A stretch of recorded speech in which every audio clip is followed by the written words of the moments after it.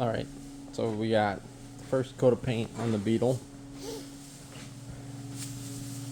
Um, we're doing pretty good on the moisture. I got 2 of these, plus the ones on the compressor, and it's cutting most of the moisture out, or if not all of it, but all the droplets. So this is what we're looking at as far as color. This is just one coat. So what we did is we sealed it, found some imperfections, fixed them, and then I started putting the first coat on. I noticed a couple more imperfections I missed in the sealer, so we're going to just do this one coat. Now let's sit overnight. Then we're going to come back and look at the imperfections. I'm not really too worried about in here. You know, we might go and hit some of the lighter spots in there, you know, but nothing too major. Coverage is not perfect. Again, this is one coat, one of 2 coats. So there are a couple light spots in the jams and stuff, which again are going to get taken care of with the second coat. I got to hit the other side of those vents, but it was just getting a little too wet on the first coat. See, this side turned out okay, but it needs more. I got to turn my air pressure down and narrow my fan and go in there and make sure I get good coverage on those vents. We need a second coat on the roof. But I learned from a guy who did restoration. I ran out of paint right there. I'm not mixing up paint. I'm going to do a second coat anyways. Just do that on the inside of the rocker. I'm not going to mix up paint just to spray that tonight. Hood underside of the roof is painted as good as it's going to be because there's a headliner. If you were doing this as cheap as possible, I suppose you wouldn't even have painted that. You would have just left it, you know, the big center part. But got the dash painted. Hard to see because it's so dark in here. But I think there's a run right there, unfortunately. I'm going to have to take care of it. Looks like there's one right there, too. It's really freaking hard to see when you're painting the color this dark on this dash. And I forgot to grab my spray gun light, so that'll be what it's going to be. But again, what we can do is before the, you know, we can paint the dash separate, you know. But we're going to fix it before the clear. We're going to get all the runs. And then one of the issues I saw when I was painting is there's a run right here on this pillar. So we're just going to sand that out. And there's one on the other side too. I'm not, the sealer I was spraying, it is my fault. Obviously I ran it to applicator error. But the, I've not sprayed this impact sealer before. And it's a lot thinner than the PPG sealer that I'm used to spraying. So hopefully, that's the only issue we have with it. It's just thinner. Once it was mixed 4-to-1, you know, usual. But it's just sprayed on a lot thinner. You know, a lot thinner of a product. I wasn't a huge fan of this color in the can, but you're not going to really see it that great in the camera. But I am kind of liking it on the car. This is a factory 69 Beetle color. It's cypress green. But car turned out fairly straight, I'd say. I'm having issues with some fisheyes, though, and I have no idea why. I saw it in my sealer, and I was like, is that divots or not? I'm not sure. But you can see fisheye issues, so I gotta figure out what the hell is going on with that, because that is unacceptable. If I gotta sand this out or do something, or mist on some color, real light in there, you know, mist it on, get those fisheyes covered up, and then do my second coat on the roof and see what happens. I might do that. Another reason I'm not sealing right now is because it's 1 a.m. It's dark out. And the way I've got my ventilation set up is bugs can get in here. And they're attracted to the lights. So I want to clear. Like, here's another bug right here that I just killed. right there. So I want to wait until we get sunlight outside and we're not having bugs trying to get in here where the lights are. Hopefully that'll cut down on how much cut and buff we got to do at the end to make it look presentable. But otherwise, just having those small perfections. The car turned out, honestly, pretty decently straight. It's Beetle straight. The roof is pretty smooth. The quarters are pretty smooth. Overall, with the color on it, I'd say I'm happy with it. And I hope the customer is too. But we've been just, making sure we're taking care of issues as they pop up so they don't just become issues later on. My biggest concern right now is those fish eyes. And it's only on the roof that I'm getting fish eyes. I have them nowhere else. I have no idea where they came from. I don't know if it's... I don't think they were present in the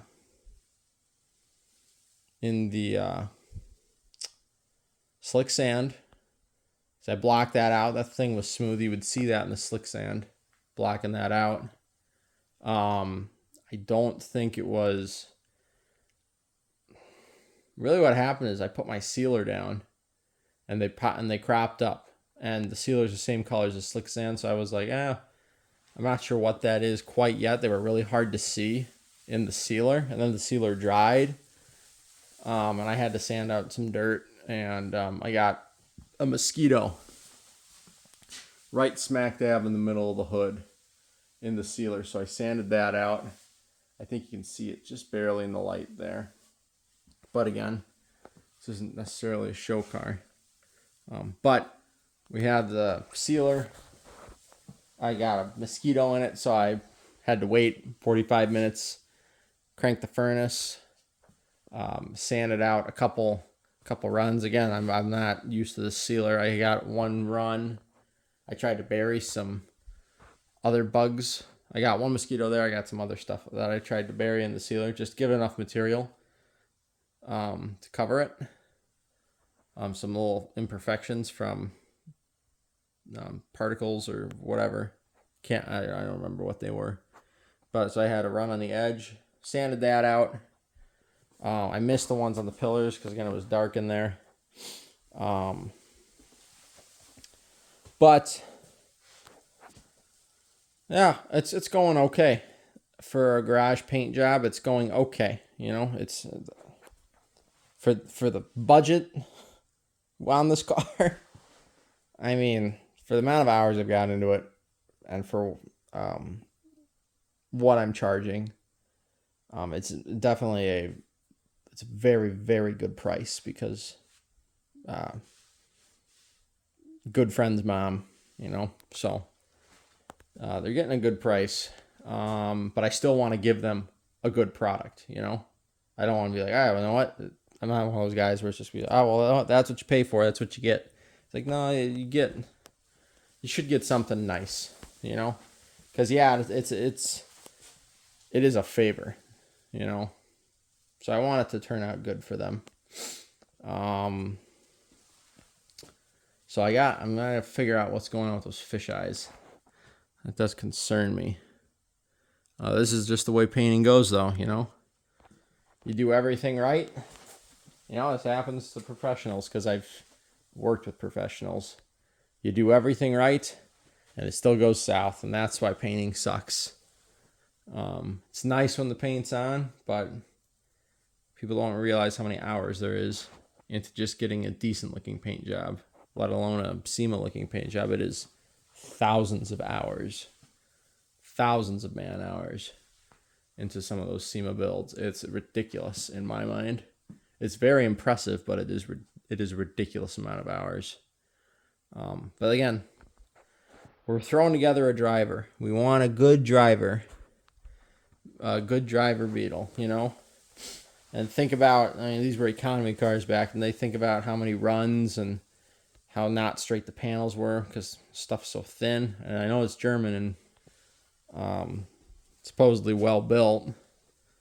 But just think about all the imperfections. You know, you see, there are some American cars. There are some Plymouth American full-size luxury cars, and they got 14,000 miles on them. Never been hit, never been repainted, and you see those factory gaps, and you're like, whoa. Cross-eyed guy was running the stamp that day at the sheet metal factory. But you know what? It is what it is. But I want the paint to look nice, so we got to take care of those fish eyes. Figure out how I'm gonna fix those without sanding everything off, because that's not an option. So I think just a mist coat. Try and dust some color on, and then hit it with a wet coat. We'll see. There's going to be some sanding involved. We're going to have to do some scratching with the 600. And I'm sure over the night we're going to get a little dirt in here, and we're going to have to sand out some nibs. But then when we hit that afternoon break, we can pound on 3 coats of clear, and then we can cut and buff at the end, and it should look pretty decent. And then we got to do the fenders. Fenders are going to have to get, I mean, a little tuning up. These got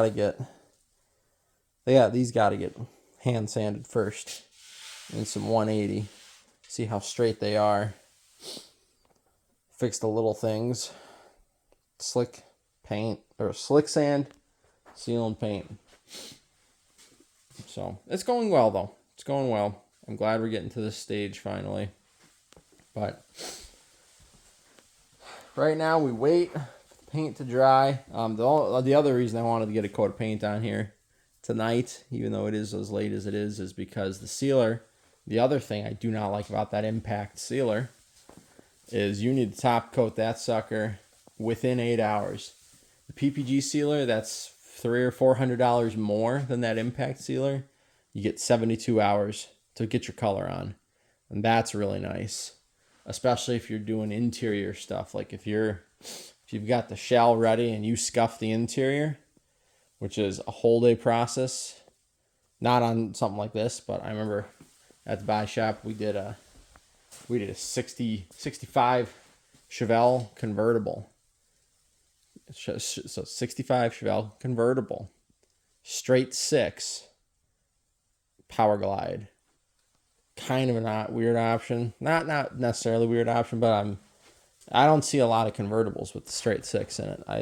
Most of them had small block Chevys, even in 65. So some dealer or someone ordered, I want the cheapest convertible I can get, which was a Chevy Chevelle back in the day, or a Malibu or whatever trim. I believe it was a Malibu trim car that we did, it was a Malibu trim Chevelle. I'm not a Chevy guy. I don't know how all that works. But it had some trim on it and stuff like that. But I know two guys scuffed the whole inside of the car by hand. Took them all day. And then they did the whole outside of the car, which took them 2 days. And then it didn't get painted for, 4 days, So they went beyond the window, unfortunately, on that car. But the nice thing is if the painter could have gotten to it immediately, you would have had, see, look at that. Freaking bug just landed right there. Get off my paint job, idiot. This is why we're waiting until right there is why we're waiting until afternoon, sun's out, to paint this thing with clear, or to clear coat this thing, I should say. But anyways, back to that Chevelle. So we were doing that Chevelle. I wasn't doing it. 2 other guys were doing it. I was doing a 6.6 vat at the time. This guy, 2 guys sanded the inside. Took them a day. Then they sanded the outside. Took them 2 days. So right there's your 3 days. So really, as soon as you're done sanding it outside, it gives you enough time to throw some color on it. Whereas with this, let me rephrase. they sanded the inside of the car, and for some reason, because you're not sanding your sealer, for some reason the inside of the car got sealed right away. I don't know why, but they didn't wait to seal the whole car in one go. For some reason, I don't know. So they sealed it. They had it. They sanded the outside of it, and then you had 2 days into that, like I said. And then on the third day, when the interior sealer, that's your last opportunity to get your color on there. It should have gone to paint, and then you would have been within the windows on all the products. Now, going over, probably on this sealer too, going over that 8 hours isn't a big deal. And I wouldn't really be too concerned about going over the 8 hours on the interior of the car, because that's not going to get abused and used. But on the exterior of the car, since this is not a product I've used before, this impact sealer, I wanted to follow the rules as best as I could. So that was the other reason why I wanted to get this color coat down tonight. So if you guys are doing at-home restorations, like I am, again, this is not the only way to do it. I'm not saying this is the best way to do it. This is just the way it worked out on this particular project. If you guys are running into issues and you're in the color stage, it's okay to stop and let it sit for a couple days, and while you evaluate how you're going to fix it and what you're going to do, because it's much easier to go back a step at this stage, because this is the last step where you can go back and fix some things. It's still a real big pain in the butt, but once you get that first coat of clear on, you're clearing it. Whatever's under the clear is going to be under the clear, and at that point, if you don't like it, you got to resand and start from scratch on top of that paint job. You got to resand, get it straight again with some primer or something, whatever you got to do, a little body filler maybe, or strip it down to bare metal in the spots you need to with some body filler, and hopefully you're not doing that. So what I'm saying, and clear's not cheap, and color's not really cheap either, but there's no hardener in it, so this is your last chance where if you see something you don't like, you can fix it and you can make it right. But overall, I'd say the car's turning out okay. Kind of hard to see with the finish the way it is, and it is a phone, but I'd say that's driver straight down that quarter. I'd say that's driver straight. That's not too bad. Roof, except for, those fish eyes, it's straight enough. I know this whole panel of the roof, this whole bulged area is not perfectly straight. But, it's Beetle straight. We got a little something up here, which I did know about, but it wasn't important enough for me to fix. It'll be good. She's gonna be a good car, and I'm hoping I don't hit fisheye issues. Painting the doors flat, painting the fenders, painting the hood of the car. I'm hoping I don't run into fisheye issues there. It's just so weird to me. I don't and really, I hit some fisheyes. I didn't really hit any fisheyes in the middle. They're pretty much all on the outside edge, and even these, they're not even that bad. Like those would disappear in some orange peel, because again, this car is not going to get blocked. The clear is not going to be glass on this car, That's not what this car is. There's going to be a little texture in the orange peel, and that's what's going to help keeping it look better for longer. It's not going to be a flat, replicating lacquer style paint job. But it's going to help hide some, as the car gets dings from being driven, and a lot of these little tiny fish eyes, some dirt nibs, as it gets rock chips, that's really going to help with with hiding some of those imperfections. So, yeah, and I really only got them on the edge, is what I was saying. I don't really have hardly anything in here, but That's towards the edge. That's a little closer to the edge. The ones were, the color ran away from it. Are all on the edge of the car, and the majority of them are on the passenger side of the car. So something happened. I don't know if it was like I did something out in the driveway with some WD-40 and that affected it. Like if I sprayed WD-40 on the lawnmower, because it could be that but I wiped it down with the pre-cleaner, But even then in the body shop, you'd wipe it down with wax and grease and then H2O so clean, you'd tag it off, you do everything right, and you get some fish eyes, and there's just nothing you can do about it. So I'm hoping, maybe sand some of that out. Sand that out with some 600.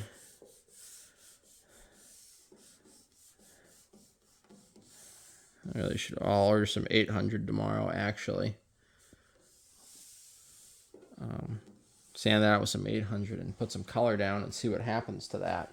But I'd say that's going to wrap it up for the night. It's sort of a longer update, but car's coming along. Yeah, I gotta hit these. You'll see those driving, that's for sure. That'll be ugly, so we're going to fix those up. Yeah, it's coming along. It's coming along. I got some dirt. A little bit in there, too. But you know what? Look at my conditions. This is about what you can expect. Good for a driver, and while the car is not going to have glass flat clear on it, we're going to have cutting and buffing to do. Smooth some stuff out, make her look decent. But yeah, that's where we're at. So tomorrow we'll have to fix some stuff, put some more color down, and then who knows, maybe it gets cleared tomorrow. I don't know. I'm probably gonna run out of time. That might be Wednesday, but Shell is almost out of here. We're on the home stretch, and then it's a lot less work to get the other panels done.